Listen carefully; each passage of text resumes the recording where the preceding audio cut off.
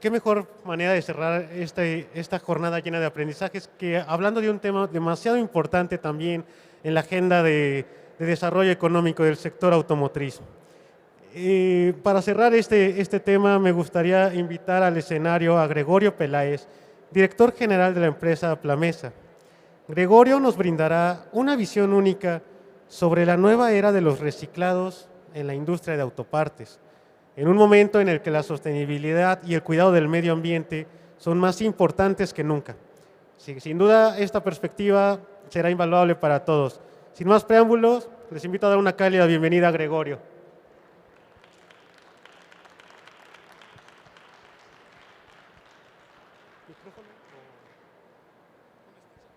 Gracias.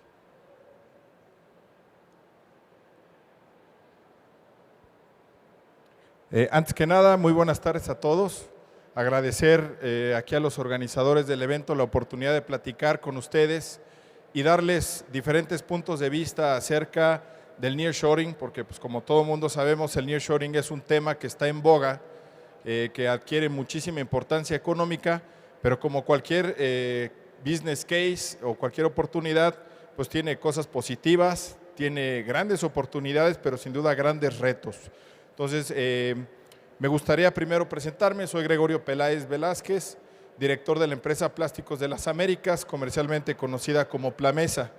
Es una empresa que tiene ya más de 24 años reciclando aquí en el Bajío y la cual pues de alguna manera nos llena de orgullo decir que estamos con estándares de calidad y procedimientos como en otras partes del mundo que hemos conocido y de alguna manera podemos aportar valor a sus empresas desde una perspectiva distinta, cambiando un paradigma. Os agradezco mucho el que estén aquí escuchando y ojalá les aporte algo de valor esta conferencia. Para poder iniciar, bueno, pues me gustaría hablar del scrap como la piedra angular en la economía circular. La economía circular hoy está de moda, pero en realidad hay que entender que no es una moda, es algo que el planeta necesita. El cambio climático es algo que ya llegó y sobre todo, bueno, se siente, se adelantan las estaciones, hay grandes incendios forestales y entonces el crecimiento económico conlleva también responsabilidades y retos. Hay que entender que el nearshoring es el resultado de un nuevo orden mundial. Esto se debe ahora sí que a la guerra comercial entre Estados Unidos y China. Estados Unidos genera un cambio en las reglas del libre tratado de comercio y resulta en lo que hoy conocemos como el TEMEC. Y derivado de esto se produce el famoso nearshoring. Pero a veces no entendemos realmente qué es el nearshoring ni por qué sucede el nearshoring. Lo que sí sabemos es que van a venir muchas empresas, van a venir nuevos negocios, pero hay que entender que el mercado sigue siendo el mismo. Digamos que las fichas en la mesa siguen siendo las mismas, nada más que van a llegar a establecerse en Canadá, Estados Unidos y México. Todo aquel proceso que requiera de gente va a venir a México, porque por el tema de la ventaja competitiva, la ubicación logística, resulta que somos los grandes ganadores. Pero esta gran oportunidad normalmente se ve desde el punto de vista financiero, económico, pero no prestamos atención a los grandes retos que esto tiene. Para entender esta parte específicamente en las reglas del segmento automotriz, hay que entender que este nuevo cambio, digamos, del porcentaje de contenido que deben tener ahora las partes para que no paguen los aranceles, es decir, para que entren al libre tratado de comercio, en lo que es la parte automotriz, el Telecán debíamos tener el 62.5% de contenido en el automóvil para que fuera considerado con ese certificado de origen y no pagar aranceles. Entonces, nos puede caer bien Trump, nos puede caer mal Trump, pero Trump le dio 25 años de progreso y crecimiento a México al cambiar este porcentaje e incrementar el contenido de lo que debe estar manufacturado en la región.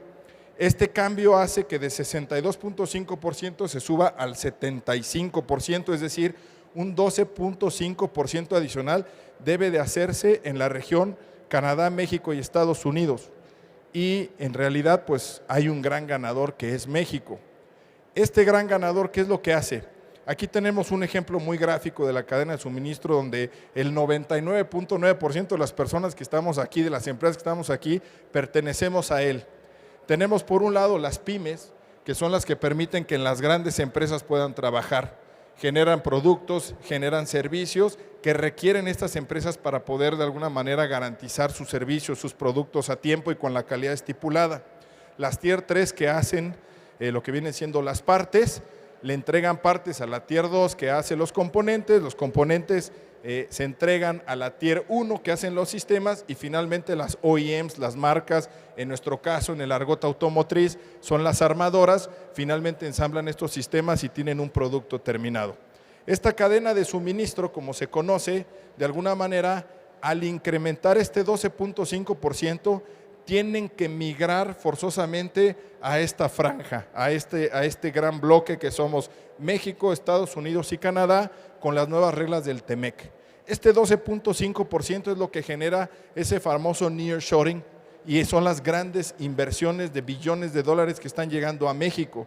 Y eso es una oportunidad que no solo debemos aprovechar, sino tenemos que aprovecharlas, hacerla crecer y de alguna manera subirnos a esa ola para que a México nos vaya bien décadas, no nada más es un rato, no es una moda.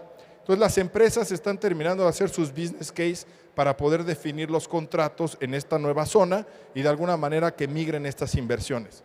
Hay mucha gente que dice que no se ve el nearshoring, los de Monterrey dicen que todo el nearshoring es suyo, que ya llegó, los de Querétaro se pelean, los de Guanajuato. Al final del día, el punto de vista que yo les quiero dar es para poder evaluar el panorama económico financiero, pero también hacerlo ver desde un punto de vista consciente de las responsabilidades que conlleva para que nuestro país, en vez de crecer, no se vaya a ir para abajo en otro sentido.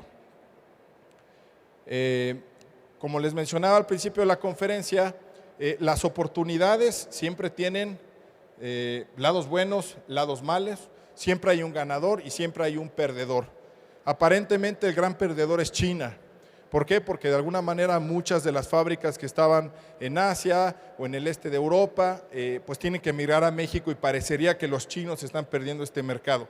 Pero también sabemos que los chinos quieren venir a México a poner sus fábricas y ya en Estados Unidos están pensando cómo hacerle para que los chinos sí paguen aunque estén en México. Pero bueno, ese no es un tema que nos ataña.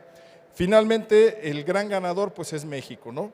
Aquí podemos ver números muy concisos, muy gráficos, donde México, si ustedes se fijan, en 2013 tuvo una inversión directa de 35 billones de dólares.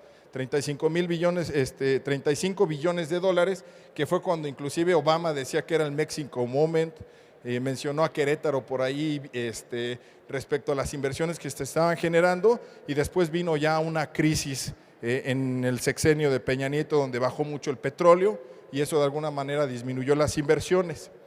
2023, conforme a números de la Secretaría de Economía, vuelve a tener ese récord histórico de 36 billones. Nunca habíamos tenido tanta inversión directa en el país y ese es un indicador tangible, concreto. Sin embargo, este dinero, conforme a otra información, no todo es que haya llegado de fuera hacia adentro, sino muchas de las compañías que son transnacionales han dejado sus utilidades en el país para crecerlas. Eso es mucho más barato que traer nuevas empresas, pero al final del día las nuevas empresas van a llegar. Aquí hay datos interesantísimos. Tenemos en el top 10 de las inversiones por países, la primera es Estados Unidos con 13 billones de dólares, en segundo lugar está España. Parecería que España no suena tanto, pero ha invertido muchísimo, sobre todo en temas de energía. Después viene Canadá, Japón, Alemania, Argentina. A mí me asombra mucho el tema de las inversiones de Argentina, pero sí los argentinos están buscando entrar a este gran mercado con los Estados Unidos y Canadá. En la parte, el segmento que vemos ahí a su izquierda, habla más o menos cómo se distribuye la inversión extranjera directa en México. El primer bloque es la manufactura. De estos 36 billones de dólares que entraron en el año pasado, el 50% es manufactura. Y de ese 50%, el 40% es automotriz. Más o menos sería un 25% del total de las inversiones, lo cual es súper interesante. En ese segmento es donde estamos todos nosotros. ¿Qué quiere decir? Que nosotros tenemos que estar listos para formar parte de esa cadena de proveeduría, de ese 12.5% adicional que va a llegar a México. Ahí siguiendo después de la manufactura, vienen servicios financieros. No sé cuál sea el tema en la parte bancaria o la regla de la comisión bancaria, pero las empresas que están llegando de fuera no están logrando adquirir créditos de aquí. De alguna manera no pueden jalar las inversiones o los créditos financieros de los países donde radican, y es por eso que el segmento financiero y de servicios está también creciendo mucho y son oportunidades importantes que algunas empresas pueden capitalizar. Entonces pareciera que México es el gran ganador de lo que es el nearshoring, y desde este punto de vista lo es, pero siempre hay un perdedor. Y si nosotros no ponemos atención en que si hoy día no podemos con lo que tenemos, recibir ese 12.5% adicional nos compromete a ser mucho más responsables con el cuidado de los recursos, con el tema del medio ambiente. Nos estamos enfocando en la gran oportunidad que esto representa. Es correcto, vamos a tener más empleos, va a haber más inversión, vamos a requerir mayor educación. Por supuesto, esto va a generar crecimiento y mucha infraestructura, pero no estamos poniendo atención que si hoy no estamos siendo capaces de aprovechar los recursos que tenemos y de cuidarlos, ¿qué vamos a hacer con ese excedente? Tenemos que ser mucho más responsables con las políticas y con las formas en cómo lo estamos haciendo. Hay una tendencia global hacia el cuidado del medio ambiente debido al cambio climático y debido al calentamiento global. Los gases de efecto invernadero, que son todas las emisiones de CO2 que generan toda la cadena de manufactura, pero también la producción de las materias primas que requerimos para poder producirlas, están generando de alguna forma este calentamiento global, este cambio climático que es innegable. Entonces aquí es donde yo los invito a tener un punto de vista distinto. No podemos seguir haciendo las cosas como lo venimos haciendo.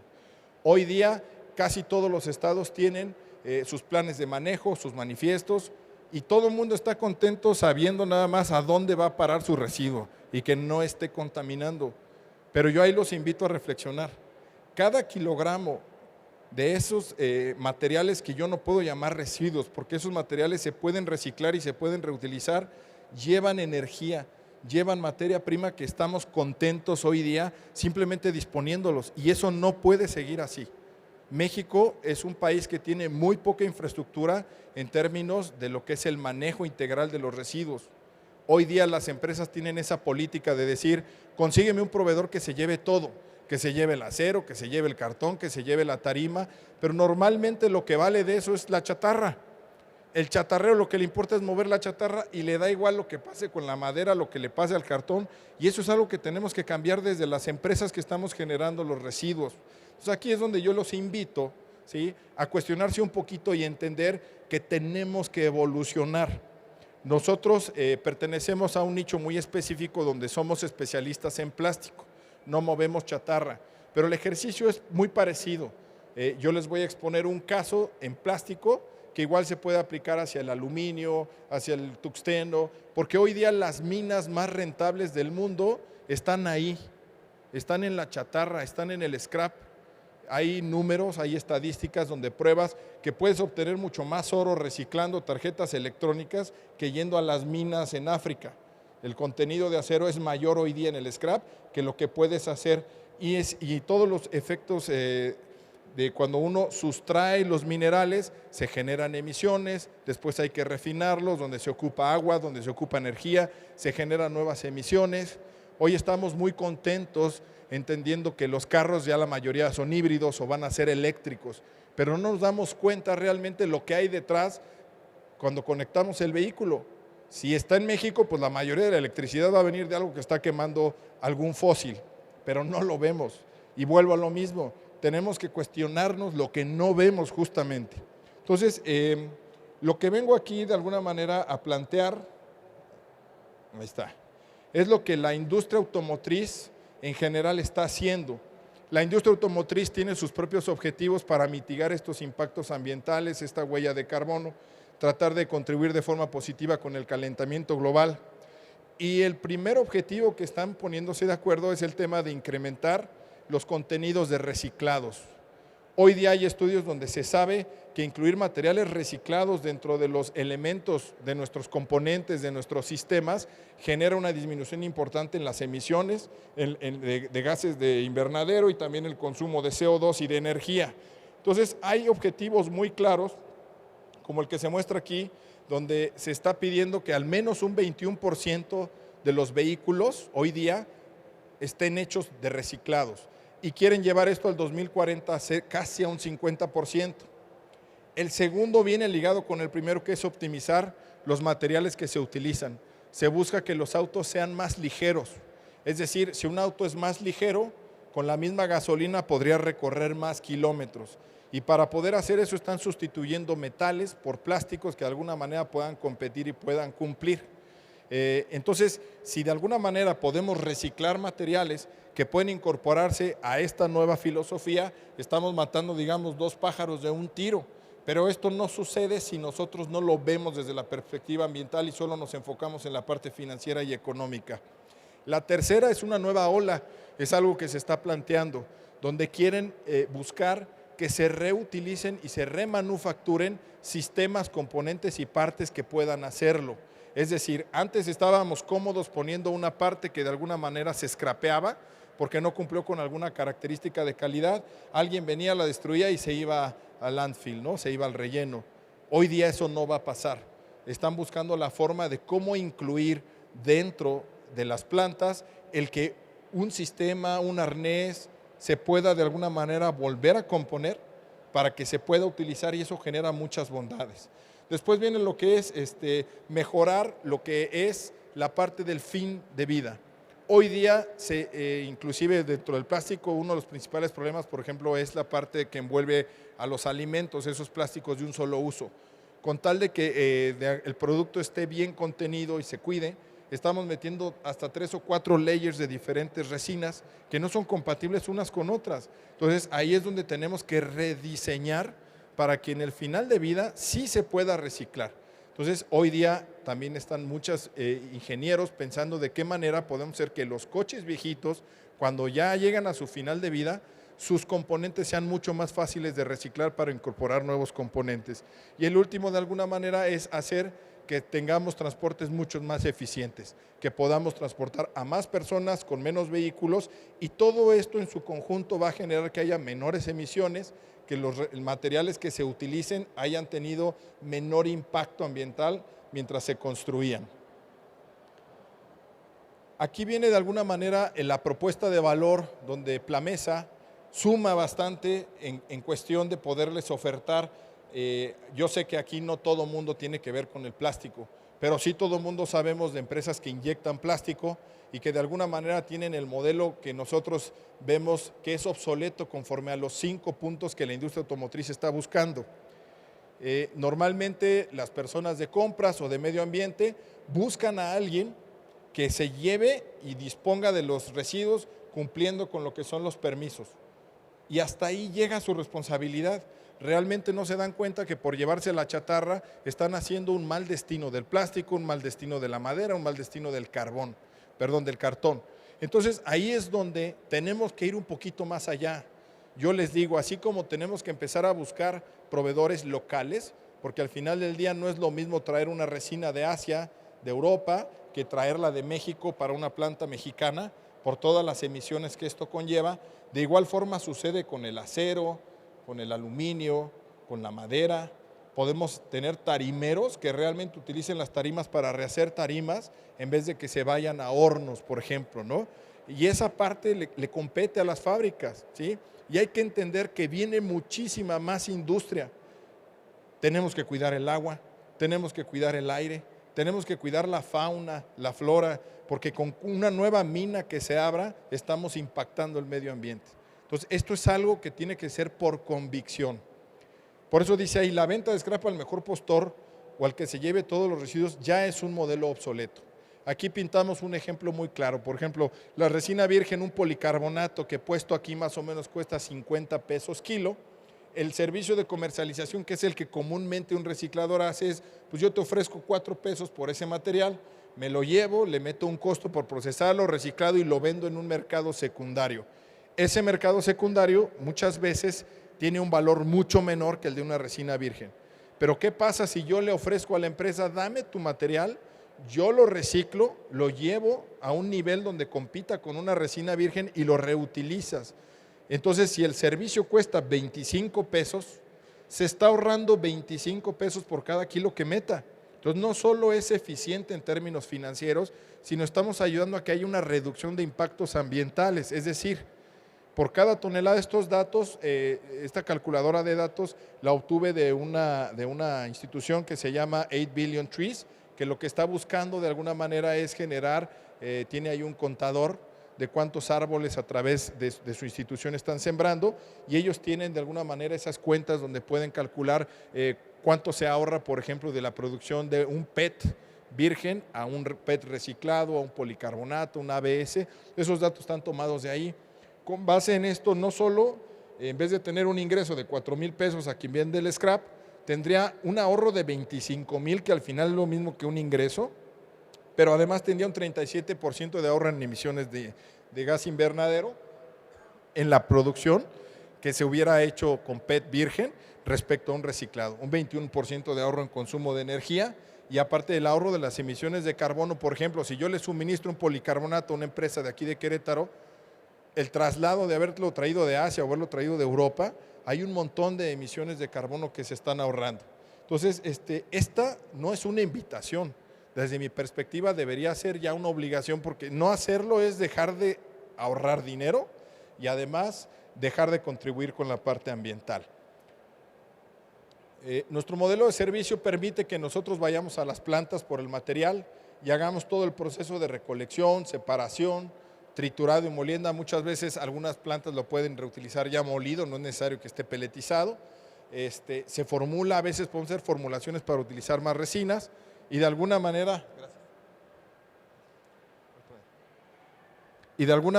estas resinas las recibe la empresa. Estos son algunos ejemplos de los materiales reciclados que nosotros tenemos. Parecerían vírgenes, pero en realidad es que son reciclados. Tenemos procesos muy confiables donde a lo largo de todo el proceso, pues de alguna manera tenemos trazabilidad en todo el proceso, para que ustedes también puedan en la parte de mostrar indicadores ambientales que hoy son importantes, son parte de los KPIs de las empresas, tengan la confianza de saber que efectivamente se están reciclando y que no es un greenwash, ¿no? Como comúnmente se dice. Tenemos laboratorios de plástico donde con evidencias podemos mostrar que las características y las especificaciones de las resinas cumplen con lo que los productos requieren. Y ahí es donde Plamesa tiene una gran experiencia, y además tiene experiencias exitosas con algunas empresas. Entonces, bueno, nosotros generamos a partir de este reciclaje de scrap proyectos de ahorros, como se los mencionaba en la lámina anterior, utilizando materiales reciclados, la disminución de disposición. No solamente hacemos proyectos con materiales termoplásticos, también desarrollamos líneas con termofijos, buscando nuevas aplicaciones, y bajamos sus números en términos de disposiciones a relleno sanitario. Incrementamos el porcentaje de resinas, que es algo que la industria ya está pidiendo como un must, no es algo si tenemos ganas o no, eso ya es algo que los clientes, es decir, las marcas, ya le están pidiendo a sus proveedores para de alguna manera poder decidir a quién les dan las nuevas plataformas y nuevos proyectos. Al día de hoy, Plamesa es una empresa que ha suministrado como Tier 2 y Tier 1 a la industria eléctrica, a la industria automotriz, a la industria de electrodomésticos. Hemos suministrado ya más de 1,000 toneladas con 0 rechazos. La verdad es que esto es muy complicado de lograr, y eso habla pues de los controles de calidad y de procesos que tenemos. Lo puedo decir con mucho orgullo. Somos la única empresa recicladora mexicana que tiene un CPN o un Code Part Number otorgado directamente por una OEM, en este caso es Stellantis, que agrupa a varias marcas. Directamente nosotros hicimos la validación, y es la primera resina reciclada que tiene un CPN otorgado por una OEM, y de alguna manera esto nos habla de que en México muchas veces tenemos la tecnología, tenemos la experiencia, pero pues a veces nos cuesta no creerlo. Si hablara yo francés y fuera güerito, me creerían más. Pues la verdad es que orgullosamente les podemos decir que en México hacemos las cosas bien, y que además este proceso nos ha llevado a reciclar más de 55 millones de kilos en estos 24 años. Cuando uno tiene el scrap abulta un poquito más que cuando ya está molido o peletizado. hubiéramos ya podido rellenar el Estadio Azteca de puro scrap. Entonces, nuestra misión, nuestra visión en la empresa no solamente es contribuir de forma positiva con los números y la parte financiera de las empresas, sino además tratar de contribuir con que este mundo sea mejor, con que México no se llene de basura, con que de alguna manera podamos cuidar un poquito más nuestros recursos. Y eso es algo donde si no sumamos, si no nos ponemos de acuerdo entre todos, yo no quisiera ver que en 10 o 15 años México sea el China de hace 15. Hace 15 años China puso algo que se llamó el Green Wall, porque tenían sus aguas contaminadas, porque se lixiviaba plomo, mercurio, por toda la cantidad de basura que no supieron de alguna manera manejar de forma adecuada. China se volvió, digamos, el basurero del mundo por querer recuperar materias primas y por no hacer las cosas bien. Entonces tenemos una gran oportunidad efectivamente por el nearshoring, pero tenemos un gran reto. Y ese gran reto nos obliga a cambiar un poquito la mentalidad. Entonces, de esta forma yo les puedo decir que podrían ayudar en temas ambientales, contribuir de forma positiva en las finanzas de la empresa y además cuidar no solo el presente, sino el futuro. Pues de mi parte les agradezco mucho la atención. Si tienen alguna duda, algún comentario, con mucho gusto estamos a sus órdenes. Por ahí quien quiera acercarse, por ahí Javier se va a poner de pie, tiene algunos brochures ahí para de alguna manera, si gustan tener alguno. Si ustedes no tienen una empresa de inyección de plástico, pero conocen a alguien, pues agradecemos mucho la recomendación y de alguna manera pues nos encanta la idea de contribuir en esta cadena de manufactura y sobre todo. Bueno, pues muchas gracias por su atención, muy amables. Gregorio, por favor, antes de que bajes del escenario, permítenos hacerte un breve reconocimiento por parte del comité organizador. Muchas gracias. Les pedimos con un fuerte aplauso a Gregorio, director general de Plamesa.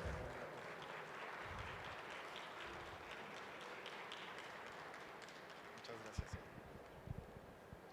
¿Alguien tiene alguna pregunta, algo que quieran comentarle a Gregorio?